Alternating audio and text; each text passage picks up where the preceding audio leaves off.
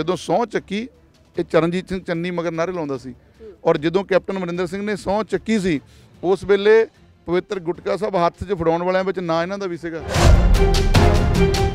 ਔਰ ਜਦੋਂ ਹੁਣ ਮੁੱਖ ਮੰਤਰੀ ਇਸ ਕਰਕੇ ਨਹੀਂ ਬਣੇ ਵੀ ਬਹੁਤ ਜ਼ਿਆਦਾ ਕੋਈ ਕਾਬਲੀਅਤ ਹੈ ਜਾਂ ਬਹੁਤ ਜ਼ਿਆਦਾ ਕੋਈ ਦੇਣ ਹੈ, ਉਹ ਇਸ ਕਰਕੇ ਬਣੇ ਕਿਉਂਕਿ ਭੈਣ ਕੁਮਾਰੀ ਮਾਇਆਵਤੀ ਜੀ ਤੇ ਸਰਦਾਰ ਪ੍ਰਕਾਸ਼ ਸਿੰਘ ਬਾਦਲ ਸਾਹਿਬ ਨੇ ਗਠਬੰਧਨ ਕਰ ਲਿਆ ਔਰ ਉਹਨਾਂ ਨੇ ਬੁਖਲਾਹਟ ਦੇ ਵਿੱਚ ਕੈਪਟਨ ਅਮਰਿੰਦਰ ਸਿੰਘ ਨੂੰ ਗੱਦੀਓਂ ਲਾਇਆ ਔਰ ਉਸੇ ਕਰਕੇ ਚਰਨਜੀਤ ਸਿੰਘ ਚੰਨੀ ਨੂੰ ਬਣਾਇਆ। ਇਹਨੇ 3 ਮਹੀਨੇ ਇੱਕੋ ਹੀ ਕੰਮ ਦੇ ਵਿੱਚ ਲਾਏ ਵੀ ਪੈਸਾ ਕਿੱਦਾਂ ਇਕੱਠਾ ਕਰਨਾ ਔਰ ਉਹ ਜਿਹੜੀ ਸਾਰੀ ਚੀਜ਼ ਹੈ ਉਹ ਸਾਰੀ ਸਾਬਿਤ ਹੋ ਗਈ। ਗਰੀਬ ਆਪਣੇ ਆਪ ਨੂੰ ਮੁੱਖ ਮੰਤਰੀ ਦੱਸਣ ਵਾਲੇ ਚਰਨਜੀਤ ਸਿੰਘ ਚੰਨੀ ਜੀ ਦੇ ਨਾਮ ਦੇ ਉੱਤੇ 86 ਦੇ ਵਿੱਚ ਇਹ ਪੈਟਰੋਲ ਪੰਪ ਹੋ ਗਿਆ ਸੀ। ਇਹ ਤੁਸੀਂ ਉੱਥੇ ਇਹਨਾਂ ਦੀ ਕੰਸਟੀਚੁਐਂਸੀ ਜਾ ਕੇ ਦੇਖੋ ਵੀ ਉਹ ਕਹਿੰਦੇ ਸਭ ਤੋਂ ਵੱਧ ਜੇ ਕੋਈ ਰੇਤ ਮਾਫੀਆ ਦਾ ਕੰਮ ਕਰਦਾ ਤਾਂ ਚਰਨਜੀਤ ਚੰਨੀ ਕਰਦੇ ਆ। 112-13 ਦਿਨਾਂ ਦੇ ਇਹਨਾਂ ਦੇ ਰਾਜ ਦੇ ਦੌਰਾਨ ਇਹਨਾਂ ਦੇ ਰਿਸ਼ਤੇਦਾਰਾਂ ਦੇ ਘਰੋਂ 10-10 ਕਰੋੜ ਰੁਪਈਆ ਨਿਕਲਦਾ, 12-12 14-14 ਲੱਖ ਵਾਲੀਆਂ ਰੋਲੈਕਸ ਦੀਆਂ ਘੜੀਆਂ ਤੇ 40-40 ਲੱਖ ਦੀਆਂ ਲਗਜ਼ਰੀ ਗੱਡੀਆਂ ਇਹ ਕਿੱਥੋਂ ਆ ਗਈਆਂ? ਤੁਹਾਡੇ ਨਾਲ ਲੜਨ ਵਾਲੀਆਂ ਦੋ ਮਤਲਬ ਵੀ ਸਟਰੋਂਗ ਜਿਹੜੀਆਂ ਨੇ ਨਾ ਪਾਵਰਸ ਆ ਗਈਆਂ ਨੇ, ਉਹਨਾਂ ਦੇ ਨਾਲ ਕੰਪੀਟ ਕਰ ਲੂੰਗੇ ਜਾਂ ਫਿਰ ਤੁਸੀਂ ਆਪਣੇ ਮਤਲਬ ਲੈਵਲ ਦਾ ਤੇ ਜਾਂ ਆਪਣੇ ਵਿਰੋਧ ਦਾ ਸਭ ਤੋਂ ਪਾਵਰਫੁਲ ਕਿਸ ਨੂੰ ਮੰਨਦੇ?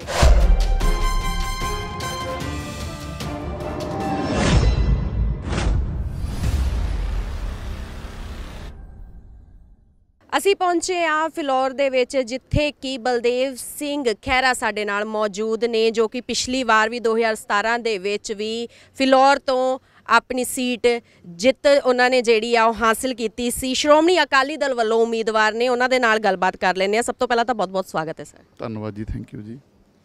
ਸਭ ਤੋਂ ਪਹਿਲਾਂ ਇਹ ਦੱਸੋ ਕਿ ਤੁਹਾਡਾ ਜਿਹੜਾ ਪ੍ਰਚਾਰ ਹੈ ਉਹ ਕਿਵੇਂ ਦਾ ਚੱਲ ਰਿਹਾ ਤੇ ਹੁਣ ਤੁਸੀਂ ਇਸ ਸਮੇਂ ਕਿੱਥੇ ਆਏ ਹੋ?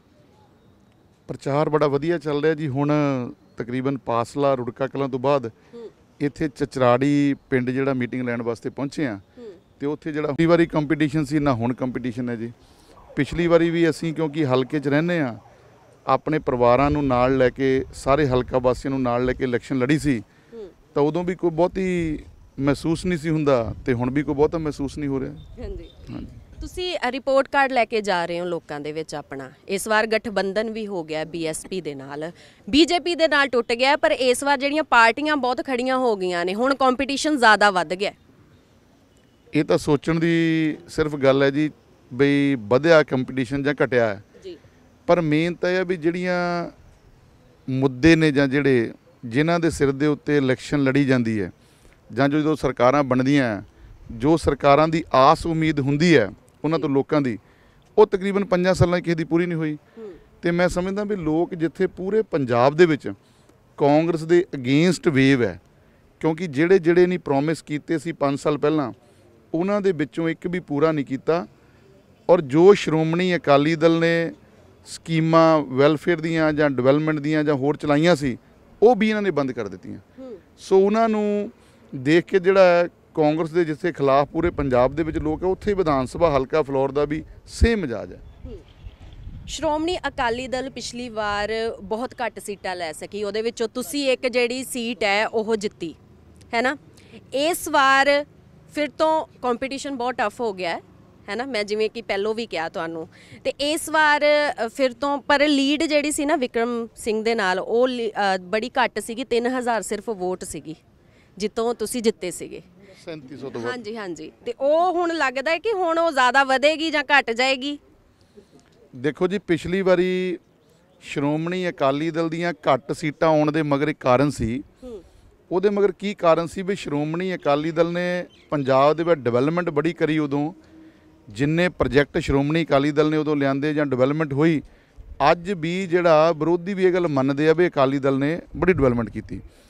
ਉਸ ਵੇਲੇ ਹੋਇਆ ਕੀ ਵੀ ਜਿਹੜਾ ਵਿਰੋਧੀ ਧਿਰਾਂ ਨੇ ਇੱਕ ਉਹਦੇ ਦਿੱਲੀ ਤੋਂ ਆਏ ਆ, ਉਹਨਾਂ ਨੇ ਸੋਸ਼ਲ ਮੀਡੀਆ ਦੇ ਉੱਪਰ ਬੜਾ ਨੈਗੇਟਿਵ ਪ੍ਰਚਾਰ ਕੀਤਾ, ਗਲਤ ਫੇਕ ਆਈਡੀਆਂ ਬਣਾ ਕੇ ਬੜਾ ਉਹਨਾਂ ਨੇ ਪੰਜਾਬ ਦੇ ਵਿੱਚ ਗੁੰਮਰਾਹ ਕਰਨ ਦੀ ਕੋਸ਼ਿਸ਼ ਕੀਤੀ। ਜੇ ਉਸ ਵੇਲੇ ਵੀ ਦੇਖਿਆ ਜਾਵੇ ਤਾਂ ਵੋਟ ਪਰਸੈਂਟ ਦੇ ਹਿਸਾਬ ਨਾਲ ਵੀ ਤਾਂ ਥੋੜ੍ਹਾ ਹੀ ਫਰਕ ਸੀ।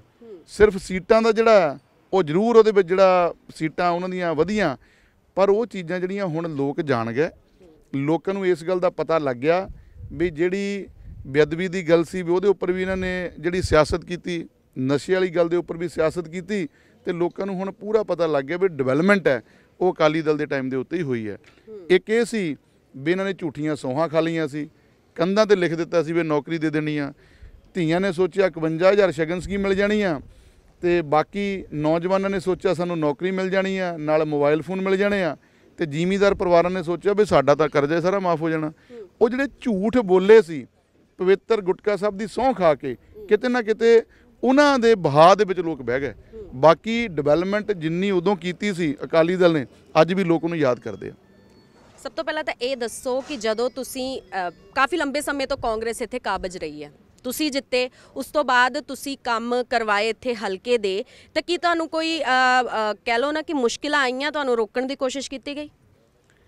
ਪਿਛਲੀ ਵਾਰੀ ਜਦੋਂ ਸਰਕਾਰ ਸੀ ਅਕਾਲੀ ਦਲ ਦੀ, 4 ਮਹੀਨਿਆਂ ਦੇ ਵਿੱਚ ਅਸੀਂ ਸੰਗਤ ਦਰਸ਼ਨਾਂ ਰਾਹੀਂ ਤਕਰੀਬਨ 70 ਕਰੋੜ ਤੋਂ ਵੱਧ ਰੁਪਈਆ ਲਿਆ ਕੇ ਦਿੱਤਾ, ਔਰ ਉਦੋਂ ਬਾਅਦ ਗਵਰਨਮੈਂਟ ਚੇਂਜ ਹੋ ਗਈ, ਔਰ ਉਹ ਜਿਹੜਾ ਪੈਸਾ ਸਾਡਾ ਦਿੱਤਾ ਅਸੀਂ ਤਕਰੀਬਨ ਉਦੋਂ ਬਾਅਦ 2-2.5 ਸਾਲਾਂ ਨੂੰ ਉਹੀ ਲਾਇਆ।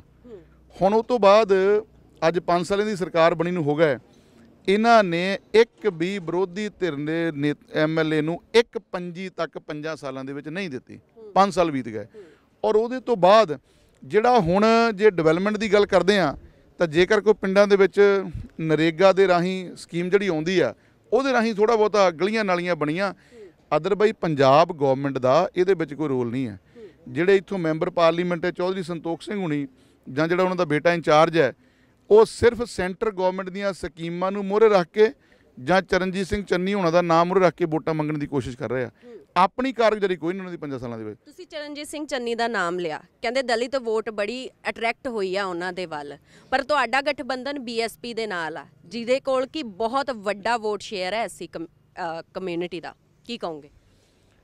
ਜਿਹੜਾ ਤੁਸੀਂ ਕਹਿੰਦੇ ਆ ਕਿ ਬੜਾ ਵੱਡਾ ਵੋਟ ਬੈਂਕ ਹੈ ਤੇ ਬਈ ਚਰਨਜੀਤ ਚੰਨੀ ਵੱਲ ਅਟਰੈਕਟ ਹੋ ਗਿਆ, ਉਹ ਤਾਂ ਅਟਰੈਕਟ ਹੋਣਾ ਸੀ ਜੇ ਉਹ ਪਲਾਟ ਦੇ ਦਿੰਦੇ, ਉਹ ਤਾਂ ਅਟਰੈਕਟ ਹੋਣਾ ਸੀ ਜੇਕਰ ਉਹ ਜਿਹੜਾ ਕਿਹਾ ਸੀ ਵੀ ਅਸੀਂ ਲਾਲ ਲਕੀਰ ਦੇ ਅੰਡਰ ਜਿਹੜੇ ਪਰਿਵਾਰ ਰਹਿੰਦੇ ਆ ਉਹਨਾਂ ਦੀਆਂ ਰਜਿਸਟਰੀਆਂ ਕਰਵਾ ਕੇ ਦੇਵਾਂਗੇ, ਉਹ ਤਾਂ ਅਟਰੈਕਟ ਹੁੰਦਾ ਜਿਹੜਾ 3 ਲੱਖ ਬੱਚੇ ਦੀ ਐਡਮਿਸ਼ਨ ਨਹੀਂ ਹੋ ਸਕੀ, ਔਰ ਉਸ ਸਰਕਾਰ ਦੇ ਵਿੱਚ ਭਾਗੀਦਾਰ ਸੀ, ਉਹਦੇ ਵਿੱਚ ਹੀ ਇਹ ਮਿਨਿਸਟਰ ਸੀ ਜਦੋਂ ਸਹੁੰ ਚੱਕੀ, ਇਹ ਚਰਨਜੀਤ ਸਿੰਘ ਚੰਨੀ ਮਗਰ ਨਾਅਰੇ ਲਾਉਂਦਾ ਸੀ, ਔਰ ਜਦੋਂ ਕੈਪਟਨ ਅਮਰਿੰਦਰ ਸਿੰਘ ਨੇ ਸਹੁੰ ਚੱਕੀ ਸੀ ਉਸ ਵੇਲੇ ਪਵਿੱਤਰ ਗੁਟਕਾ ਸਾਹਿਬ ਹੱਥ 'ਚ ਫੜਾਉਣ ਵਾਲਿਆਂ ਵਿੱਚ ਨਾਂ ਇਹਨਾਂ ਦਾ ਵੀ ਸੀਗਾ।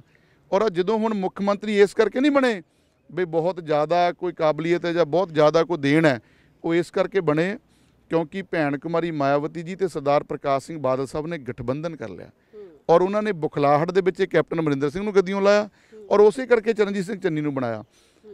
ਚਲੋ ਬਣ ਗਿਆ, ਵਧੀਆ ਸੀ, ਪਰ 113 ਦਿਨਾਂ ਦੇ ਵਿੱਚ ਬਜਾਏ ਪਲਾਟ ਦੇਣ ਦੇ, ਬਜਾਏ ਲਾਲ ਕਿਲ੍ਹੇ ਦੇ ਅੰਡਰ ਮਕਾਨਾਂ ਦੀ ਰਜਿਸਟਰੀ ਕਰਾਉਣ ਦੇ, ਬਜਾਏ 3 ਲੱਖ SC BC ਬੱਚਿਆਂ ਦੀ ਐਡਮਿਸ਼ਨ ਦਾ ਪ੍ਰਬੰਧ ਕਰਨ ਦੇ, ਬਜਾਏ ਜਿਹੜੀਆਂ ਧੀਆਂ ਨੂੰ ਸਾਈਕਲ ਨਹੀਂ ਮਿਲੇ ਉਹਨਾਂ ਦਾ ਸਾਈਕਲ ਦਾ ਪ੍ਰਬੰਧ ਕਰਨ ਦੇ, ਬਜਾਏ ਜਿਹੜੇ 51,000 ਸ਼ਗਨ ਸਕੀਮ ਦਾ ਵਾਅਦਾ ਸੀ ਉਹ ਪੂਰਾ ਕਰਨ ਦੇ, ਇਹਨੇ 3 ਮਹੀਨੇ ਇੱਕੋ ਹੀ ਕੰਮ ਦੇ ਵਿੱਚ ਲਾਏ ਵੀ ਪੈਸਾ ਕਿੱਦਾਂ ਇਕੱਠਾ ਕਰਨਾ, ਔਰ ਉਹ ਜਿਹੜੀ ਸਾਰੀ ਚੀਜ਼ ਹੈ ਉਹ ਸਾਰੀ ਸਾਬਤ ਹੋ ਗਈ। ਗਰੀਬ ਆਪਣੇ ਆਪ ਨੂੰ ਮੁੱਖ ਮੰਤਰੀ ਦੱਸਣ ਵਾਲੇ ਚਰਨਜੀਤ ਸਿੰਘ ਚੰਨੀ ਜੀ ਦੇ ਨਾਮ ਦੇ ਉੱਤੇ 86 ਦੇ ਵਿੱਚ ਇਹ ਪੈਟਰੋਲ ਪੰਪ ਹੋ ਗਿਆ ਸੀ, ਔਰ ਅਸੀਂ ਕੋਲੋਂ ਨਹੀਂ ਕਹਿੰਦੇ, ਇਹ ਤੁਸੀਂ ਉੱਥੇ ਇਹਨਾਂ ਦੀ ਕੰਸਟੀਚੁਐਂਸੀ ਜਾ ਕੇ ਦੇਖੋ ਵੀ ਉਹ ਕਹਿੰਦੇ ਸਭ ਤੋਂ ਵੱਧ ਜੇ ਕੋਈ ਰੇਤ ਮਾਫੀਆ ਦਾ ਕੰਮ ਕਰਦਾ ਤਾਂ ਚਰਨਜੀਤ ਚੰਨੀ ਕਰਦੇ ਆ। ਤੇ ਜੇਕਰ ਆ 112-13 ਦਿਨਾਂ ਦੇ ਇਹਨਾਂ ਦੇ ਰਾਜ ਦੇ ਦੌਰਾਨ ਇਹਨਾਂ ਦੇ ਰਿਸ਼ਤੇਦਾਰਾਂ ਦੇ ਘਰੋਂ 10-10 ਕਰੋੜ ਰੁਪਈਆ ਨਿਕਲਦਾ, 12-12 14-14 ਲੱਖ ਵਾਲੀਆਂ ਰੋਲੈਕਸ ਦੀਆਂ ਘੜੀਆਂ ਤੇ 40-40 ਲੱਖ ਦੀਆਂ ਲਗਜ਼ਰੀ ਗੱਡੀਆਂ, ਇਹ ਕਿੱਥੋਂ ਆ ਗਈਆਂ? ਇਹ ਜਿਹੜਾ ਇਹ ਕਿਤੇ ਨਾ ਕਿਤੇ ਸਵਾਲ ਖੜੇ ਕਰਦਾ। ਮੌਕਾ ਬਹੁਤ ਅੱਛਾ ਮਿਲਿਆ ਸੀ ਇਹਨਾਂ ਨੂੰ, ਪਰ ਮੈਂ ਸਮਝਦਾ ਵੀ ਇਹਨਾਂ ਨੇ ਜੇ ਸਮਾਜ 'ਚੋਂ ਆ, ਜੇ ਇਸ ਕੌਮ 'ਚੋਂ ਉਹਨਾਂ ਦਾ ਵੀ ਇਹਨਾਂ ਨੇ ਸਿਰ ਨੀਵਾਂ ਕੀਤਾ, ਇਦਾਂ ਦੇ ਕੰਮ ਕਰਕੇ ਇਹਨੂੰ ਨਹੀਂ ਸੀ ਕਰਨੇ ਚਾਹੀਦੇ। 5 ਸਾਲ ਤੁਸੀਂ ਇਸ ਹਲਕੇ ਦੇ ਵਿੱਚ ਕੱਢੇ ਹੋ, ਇੱਥੋਂ ਦੇ ਲੋਕਾਂ ਦੀਆਂ ਤਕਲੀਫਾਂ ਵੀ ਸੁਣੀਆਂ ਹੋਣਗੀਆਂ ਤੇ ਇਸ ਹਲਕੇ ਦੇ ਕੰਮਾਂ ਬਾਰੇ ਵੀ ਜਾਣਿਆ ਹੋਣਾ ਹੈ। ਫਿਰ ਤੋਂ ਤੁਹਾਨੂੰ 5 ਸਾਲ ਮਿਲਦੇ ਨੇ ਤਾਂ ਤੁਸੀਂ ਕਿਹੜਾ ਕੰਮ ਸਭ ਤੋਂ ਪਹਿਲਾਂ ਕਰੋਗੇ? ਦੇਖੋ, ਪਹਿਲਾਂ 5 ਸਾਲ ਪਹਿਲਾਂ ਹਲਕੇ ਦੇ ਲੋਕਾਂ ਨੇ ਬੜਾ ਮਾਣ ਸਤਿਕਾਰ ਦਿੱਤਾ, ਲੋਕਾਂ ਨੇ MLA ਬਣਾਇਆ। ਅਸੀਂ ਜਿਹੜਾ ਆਪਣਾ ਫਰਜ਼ ਸੀ, ਚਾਹੇ ਸਾਨੂੰ ਪੰਜਾਬ ਗਵਰਨਮੈਂਟ ਨੇ 1 ਰੁਪਈਆ ਗ੍ਰਾਂਟ ਤੱਕ ਨਹੀਂ ਦਿੱਤੀ, ਅਸੀਂ ਫਿਰ ਵੀ ਨਰੇਸ਼ ਗੁਜਰਾਲ ਜੀ ਦੇ ਕੋਟੇ ਦੇ ਵਿੱਚੋਂ ਫਲੋਰ ਸਿਵਲ ਹਸਪੀਟਲ ਨੂੰ ਐਂਬੂਲੈਂਸ ਔਰ ਜਿਹੜੇ ਮੈਡੀਕਲ ਨਾਲ ਸੰਬੰਧਿਤ ਮਸ਼ੀਨਰੀ ਉਹ ਦਵਾਈ, ਪਿੰਡਾਂ ਦੇ ਵਿੱਚ ਜਿਮ ਲਈ, ਧਰਮਸ਼ਾਲਾ ਲਈ, ਅੰਬੇਡਕਰ ਭਵਨ ਲਈ ਗ੍ਰਾਂਟਾਂ ਅਸੀਂ ਦਿੱਤੀਆਂ। ਉਦੋਂ ਬਾਅਦ ਕੋਵਿਡ ਦੇ ਦੌਰਾਨ ਵੀ ਜੇ ਕਿਸੇ ਨੇ ਯਾਦ ਕੀਤਾ, ਅਸੀਂ ਜਾਂਦੇ ਵੀ ਰਹੇ ਹਾਂ, ਸਾਰਿਆਂ ਨੂੰ ਪਤਾ ਹਲਕੇ ਵਾਲਿਆਂ ਨੂੰ। ਪਰ ਉਦੋਂ ਬਾਅਦ ਜਿਹੜਾ ਹੁਣ ਆਉਣ ਵਾਲੇ ਟਾਈਮ ਦੇ ਵਿੱਚ ਹੈ। ਬੇਸ਼ੱਕ ਸਾਡੀ ਸਰਕਾਰ ਉਦੋਂ ਨਹੀਂ ਬਣੀ, ਪਰ ਅਸੀਂ ਖੜੇ ਰਹੇ। ਹੁਣ ਜਦੋਂ ਗਾਂਹ ਨੂੰ ਜਿਹੜਾ ਹੈ, ਇਹਦੇ ਵਿੱਚ ਜਿਹੜੀਆਂ ਹਲਕੇ ਦੀਆਂ ਸਮੱਸਿਆਵਾਂ ਨੇ, ਉਹਦੇ ਵਿੱਚ ਮੇਨ ਦੋ ਹੀ ਸਾਡੇ ਸ਼ਹਿਰ ਫਲੋਰ ਤੇ ਗੁਰਾਇਆਂ ਦੇ ਮੇਨ ਬੱਸ ਸਟੈਂਡ ਹੈ, ਦੋਵਾਂ ਦੇ ਕ੍ਰੋਸਿੰਗ ਹੈ ਇੱਧਰੋਂ ਉੱਧਰ, ਜਿਹੜਾ ਦੋਵੇਂ ਸ਼ਹਿਰਾਂ ਦੀ। ਨੰਬਰ 3 ਦੇ ਉੱਤੇ ਜਿਹੜਾ ਹੈ ਮਿੰਨੀ ਸੈਕਟਰੀਏਟ ਦੀ ਜ਼ਰੂਰਤ ਹੈ। ਇੱਕ ਸਭ ਤੋਂ ਮੇਨ ਜ਼ਰੂਰਤ ਹੈ ਵੀ ਜਿਹੜਾ ਹਾਈਵੇ ਹੈ, ਜੇ ਕੋਈ ਬੰਦਾ ਅੰਮ੍ਰਿਤਸਰ ਤੋਂ ਆਉਂਦਾ ਜਾਂ ਦਿੱਲੀ ਤੋਂ ਆਉਂਦਾ, ਉਹਨੂੰ ਇਹ ਨਹੀਂ ਪਤਾ ਲੱਗਦਾ ਵੀ ਗੁਰਾਇਆਂ ਦੇ ਵਿੱਚ ਤੇ ਜਾਂ ਫਲੋਰ ਦੇ ਵਿੱਚ ਐਂਟਰੀ ਕਿਹਦੀ ਕਰਨੀ ਹੈ ਤੇ ਐਗਜ਼ਿਟ ਕਿਹਦੀ ਹੋਣਾ। ਤੇ ਇਹ ਜਿਹੜੀਆਂ ਸਮੱਸਿਆਵਾਂ ਨੇ, ਉਦੋਂ ਬਾਅਦ ਦੋਵੇਂ ਸ਼ਹਿਰਾਂ ਦੇ ਵਿੱਚ ਲੇਡੀਜ਼ ਵਾਸਤੇ ਜਿਮ ਤੇ ਪਾਰਕ ਦੀ ਜ਼ਰੂਰਤ ਹੈ। ਉਹ ਤੋਂ ਬਾਅਦ ਜਿਹੜੀਆਂ ਬਾਕੀ ਰੂਟੀਨ ਦੇ ਵਰਕ ਨੇ, ਪਰ 3 ਦਿਨ ਪਹਿਲਾਂ ਬਹੁਜਨ ਸਮਾਜ ਪਾਰਟੀ ਦੇ ਰਾਸ਼ਟਰੀ ਪ੍ਰਧਾਨ ਭੈਣ ਕੁਮਾਰੀ ਮਾਇਆਵਤੀ ਜੀ ਆਏ ਸੀ ਨਵੇਂ ਸ਼ਹਿਰ ਦੀ ਧਰਤੀ ਤੇ। ਉਹਨਾਂ ਨੇ ਇਹ ਗੱਲ ਕਹੀ ਸੀ ਵੀ ਜੋ ਯੂਪੀ ਦੇ ਪੈਟਰਨ ਦੇ ਉੱਤੇ ਜੋ ਲੋਕ ਭਲਾਈ ਦੀਆਂ ਸਕੀਮਾਂ ਮਿਲੀਆਂ, ਵੀ ਸਰਕਾਰ ਆਉਣ ਦੇ ਉੱਤੇ ਉਹ ਕਹਿੰਦੇ ਸੀ ਵੀ ਇਦਾਂ ਦਾ ਸਿਸਟਮ ਬਣਾਵਾਂਗੇ ਜਿਹੜਾ ਇੱਥੇ ਪੰਜਾਬ ਦੇ ਵਿੱਚ ਵੀ ਹੋਵੇ। ਤੇ ਉੱਥੇ ਹੀ ਸਰਦਾਰ ਸੁਖਬੀਰ ਸਿੰਘ ਬਾਦਲ ਸਾਹਿਬ ਨੇ ਇਹ ਅਨਾਉਂਸ ਕੀਤਾ ਸੀ, ਜਿਹੜੀ ਬੜੀ ਜ਼ਰੂਰਤ ਹੈ ਕਿ 2 ਚੀਜ਼ਾਂ ਦੇ ਉੱਤੇ ਫੋਕਸ ਰਹੂਗਾ, ਇੱਕ ਹੈਲਥ ਦੇ ਉੱਪਰ ਔਰ ਇੱਕ ਐਜੂਕੇਸ਼ਨ ਦੇ ਉੱਪਰ। ਔਰ ਐਜੂਕੇਸ਼ਨ ਦੇ ਲਈ ਉਹਨਾਂ ਨੇ ਇਹ ਗੱਲ ਕਹੀ ਸੀ ਵੀ ਹਰ ਹਲਕੇ ਦੇ ਵਿੱਚ ਇੱਕ ਜਿਹੜਾ ਟੌਪ ਕਲਾਸ ਦਾ ਸਕੂਲ ਬਣੂਗਾ, ਜਿਹਦੇ ਵਿੱਚ ਮਿਨੀਮਮ 5000 ਬੱਚਾ ਪੜੂਗਾ ਔਰ 50 ਬੱਚਿਆਂ ਦੇ ਮਗਰ ਇੱਕ ਟੀਚਰ। ਮੈਂ ਸਮਝਦਾ ਵੀ ਇਹ ਜ਼ਰੂਰਤ ਹੈ। ਔਰ ਜੋ ਉਹਨਾਂ ਨੇ ਉਦੋਂ ਅਨਾਉਂਸ ਕੀਤਾ ਹੈ, ਮੈਂ ਸਮਝਦਾ ਵੀ ਉਹ ਜਿਹੜੀ ਚੀਜ਼ ਹੈ, ਉਹ ਜੇ ਉਹਦੇ ਅਕੋਰਡਿੰਗ ਜਿਹੜੀ ਹੈ, ਕਿਉਂਕਿ ਸ਼੍ਰੋਮਣੀ ਅਕਾਲੀ ਦਲ ਦਾ ਇਤਿਹਾਸ ਹੈ ਜੋ ਕਹਿੰਦਾ ਉਹ ਕਰਦਾ ਹੈ, ਤੇ ਕਾਂਗਰਸ ਦਾ ਇਤਿਹਾਸ ਹੈ ਜੋ ਕਹਿਣਾ ਉਹ ਤਾਂ ਕਦੀ ਕਰਨਾ ਹੀ ਨਹੀਂ ਨਾ। ਸਹੁੰ ਖਾ ਕੇ ਵੀ ਮੁੱਕਰ ਜਾਣਾ, ਫਾਰਮ ਭਰਾ ਕੇ ਵੀ ਮੁੱਕਰ ਜਾਣਾ। ਸੋ ਇਹਦੇ ਲਈ ਸ਼੍ਰੋਮਣੀ ਅਕਾਲੀ ਦਲ ਦੀ ਜਿਹੜੀ ਸਰਕਾਰ ਹੈ, ਮੈਂ ਸਾਰੇ ਪੰਜਾਬ ਵਾਸੀਆਂ ਨੂੰ ਵੀ ਹਲਕਾ ਵਾਸੀਆਂ ਨੂੰ ਬੇਨਤੀ ਕਰਦਾ ਵੀ ਆਪਾਂ ਰਲ ਕੇ ਬਣਾਈਏ, ਤੇ ਮੁੜ ਕੇ ਫਿਰ ਜਿਹੜੀ ਡਿਵੈਲਪਮੈਂਟ ਹੈ ਫਿਰ ਉਹ ਤਾਂ ਜਿੱਦਾਂ ਪਹਿਲਾਂ ਕਰਾਈ ਹੈ ਅਕਾਲੀ ਦਲ ਦੇ ਟਾਈਮ ਤੇ ਆਪਣੇ ਆਪ ਹੀ ਹੋ ਜਾਣੀ ਹੈ। ਮੇਰਾ ਆਖਰੀ ਸਵਾਲ ਹੈ ਬਲਦੇਵ ਜੀ, ਕਿ ਪਹਿਲਾਂ ਇੱਕ ਕਾਂਗਰਸ ਦੇ ਨਾਲ ਤੁਹਾਡਾ ਪੂਰੀ ਲੜਾਈ ਹੁੰਦੀ ਸੀਗੀ, ਸਵਰਨ ਸਿੰਘ ਫਿਲੌਰ ਤੇ ਉਹਨਾਂ ਦੇ ਪੁੱਤਰ ਦਮਨ ਫਿਲੌਰ, ਉਹ ਹੁਣ ਵੱਖਰੇ ਭਾਜਪਾ ਦੇ ਨਾਲ ਗਠਬੰਧਨ ਕਰਕੇ ਅਕਾਲੀ ਦਲ ਸੰਯੁਕਤ ਦੇ ਵਿੱਚ ਚਲੇ ਗਏ ਨੇ। ਇੱਕ ਤਾਂ ਉਹਨਾਂ ਦਾ ਕੰਪੀਟੀਸ਼ਨ ਹੋ ਗਿਆ, ਦੂਜੇ ਪਾਸੇ ਜੀ ਵਿਕਰਮ ਸਿੰਘ ਹੁਣਾਂ ਦਾ ਕੰਪੀਟੀਸ਼ਨ ਹੋ ਗਿਆ। ਹੁਣ ਕਹਿ ਲਓ ਨਾ ਕਿ ਤੁਹਾਡੇ ਨਾਲ ਲੜਨ ਵਾਲੀਆਂ 2 ਮਤਲਬ ਵੀ ਸਟਰੋਂਗ ਜਿਹੜੀਆਂ ਨੇ ਨਾ ਪਾਵਰਸ ਆ ਗਈਆਂ ਨੇ, ਉਹਨਾਂ ਦੇ ਨਾਲ ਕੰਪੀਟ ਕਰ ਲੂੰਗੇ, ਜਾਂ ਫਿਰ ਤੁਸੀਂ ਆਪਣੇ ਮਤਲਬ ਲੈਵਲ ਦਾ ਤੇ ਜਾਂ ਆਪਣੇ ਵਿਰੋਧ ਦਾ ਸਭ ਤੋਂ ਪਾਵਰਫੁਲ ਕਿਸ ਨੂੰ ਮੰਨਦੇ ਹੋ? ਪਹਿਲਾਂ ਵੀ 5-6 ਲੜੇ ਸੀ, 5-6 ਲੜੇ ਸੀ। ਅਸੀਂ ਕਿਸੇ ਨੂੰ ਨਹੀਂ ਮੰਨਦੇ ਵੀ ਸਾਡੇ ਮੁਕਾਬਲੇ 'ਚ ਹੈ। ਇਹਨਾਂ ਦੀ ਲੜਾਈ ਆਪਸ ਵਿੱਚ ਹੈ, ਸਾਡੀ ਇਹਨਾਂ ਨਾਲ ਕਿਸੇ ਨਾਲ ਲੜਾਈ ਨਹੀਂ। ਅਸੀਂ ਆਪਸੀ ਲੜਾਈ ਦੇ ਵਿੱਚ ਤੁਸੀਂ ਜਿੱਤ ਜੂਗੇ? ਨਹੀਂ, ਸਾਡੀ ਇਹਨਾਂ ਨਾਲ ਕੋਈ ਲੜਾਈ ਨਹੀਂ ਹੈ, ਕਿਉਂਕਿ ਲੜਾਈ ਹੁੰਦੀ ਹੈ ਕਿਸੇ ਵਿਚਾਰਧਾਰਾ ਦੀ। ਜੀ, ਸ਼੍ਰੋਮਣੀ ਅਕਾਲੀ ਦਲ ਨੂੰ 100 ਸਾਲ ਦਾ ਅਰਸਾ ਹੋ ਗਿਆ, ਔਰ ਸ਼੍ਰੋਮਣੀ ਅਕਾਲੀ ਦਲ ਦਾ ਇਤਿਹਾਸ ਹੈ ਵੀ ਗੁਰੂ ਘਰਾਂ ਤੋਂ ਸ਼ੁਰੂ ਕਰਕੇ ਸੇਵਾ ਸਿਆਸਤ ਦੇ ਵਿੱਚ ਆਏ, ਔਰ ਸ਼੍ਰੋਮਣੀ ਅਕਾਲੀ ਦਲ ਦੇ ਜਿਹੜੇ 100 ਸਾਲ ਬੀਤੇ ਆ, ਉਹਦੇ ਵਿੱਚ ਜਿਹੜੇ ਜਿਹੜੇ ਕੰਮ ਨੇ ਕੀ ਪੰਜਾਬ ਲਈ ਕੀਤਾ, ਉਹ ਸਾਰੀ ਦੁਨੀਆ ਨੂੰ ਪਤਾ ਹੈ। ਬਹੁਜਨ ਸਮਾਜ ਪਾਰਟੀ ਦੇ ਜਿਹੜੇ ਸੰਸਥਾਪਕ ਸਾਹਿਬ ਕਾਂਸ਼ੀ ਰਾਮ ਜੀ ਨੇ ਕੁੱਲੀਆਂ ਝੁੱਗੀਆਂ ਦੇ ਵਿੱਚ ਰਹਿਣ ਵਾਲੇ ਲੋਕਾਂ ਦੀ ਬਾਂਹ ਫੜੀ, ਲੰਬਾ ਸਮਾਂ ਸਾਈਕਲ ਚਲਾਇਆ, ਔਰ ਪੂਰੇ ਦੇਸ਼ ਦੇ ਵਿੱਚ ਜਾ ਕੇ ਆਪਣੀ ਜਿਹੜੀ ਹੈਗੀ ਆ ਪਾਰਟੀ ਨੂੰ ਖੜੀ ਕੀਤਾ। ਇਹ 2 ਵਿਚਾਰਧਾਰਾ ਦੀ ਲੜਾਈ ਹੈ। ਇਹ 2 ਵਿਚਾਰਧਾਰਾ ਇਹਨਾਂ ਦੇ ਵਿੱਚ ਕਿਸਾਨ ਵੀ ਆਉਂਦਾ, ਕਿਰਤੀ ਵੀ ਆਉਂਦਾ, ਕਾਮਾ ਵੀ ਆਉਂਦਾ, ਮਜ਼ਦੂਰ ਵੀ ਆਉਂਦਾ, ਤੇ ਦੂਜੇ ਪਾਸੇ ਉਹ ਜਿਹੜੀ ਸੋਚ ਹੈ ਉਹ ਰਾਹੁਲ ਗਾਂਧੀ ਵੀ ਨਹਿਰੂ ਚਾਚਾ ਗਾਂਧੀ ਬਾਪੂ ਤੇ ਇੰਦਰਾ ਮਾਂ, ਆਹੀ ਮਿਸ਼ਨ ਉਹਨਾਂ ਦਾ। ਤੇ ਜਿਹੜੀ ਗੱਲ ਤੁਸੀਂ ਇੱਕ ਹੋਰ ਕੀਤੀ ਆ ਵੀ ਉਹ ਉਧਰ ਰਲ ਗਏ, ਉਹ ਪਹਿਲਾਂ ਰਾਤ ਨੂੰ ਕਾਂਗਰਸ ਦੀ ਟਿਕਟ ਉਡੀਕਦੇ ਸੀ, ਦੂਏ ਦਿਨ ਸਵੇਰ ਤੇ ਝਾੜੂ ਵਾਲੀ ਉਡੀਕਣ ਲੱਗ ਪਏ। ਉਦੋਂ ਬਾਅਦ ਜਦੋਂ ਫਿਰ ਦੁਬਾਰਾ ਦੁਪਹਿਰ ਜੀ ਹੋਈ, ਫਿਰ ਜਾਤੀਆਂ ਹੋਰ ਪਾਸਿਓਂ ਆ ਗਏ। ਇਹਦੇ ਲਈ ਸਾਡਾ ਇਹਨਾਂ ਨਾਲ ਕੋਈ ਮੁਕਾਬਲਾ ਨਹੀਂ। ਅਸੀਂ ਤਾਂ ਆਪਣੇ ਹਲਕੇ ਦੇ ਵਿੱਚ, ਕਿਉਂਕਿ ਇੱਥੇ ਰਹਿੰਦੇ ਆ, ਇੱਥੇ ਹੀ ਲੋਕਾਂ 'ਚ ਵਿਚਰਦੇ ਆ। ਪਹਿਲਾਂ ਵੀ ਸਾਡਾ ਪਰਿਵਾਰਾਂ ਸਮੇਤ ਜਿਹੜਾ ਸਾਰਿਆਂ ਨੇ ਸਾਥ ਦਿੱਤਾ, ਤੇ ਹੁਣ ਵੀ ਸਾਡਾ ਸਾਥ ਦਿੱਤਾ। ਸਾਡਾ ਨਾਲ ਕੋਈ ਮੁਕਾਬਲਾ ਨਹੀਂ।